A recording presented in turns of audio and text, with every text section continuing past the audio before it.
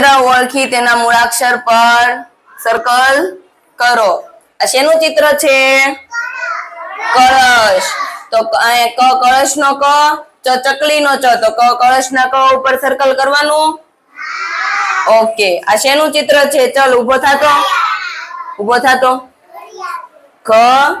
ઘડિયાળ નો ઘ. પછી આ શેનું ચિત્ર છે? ચકલી નો ચ.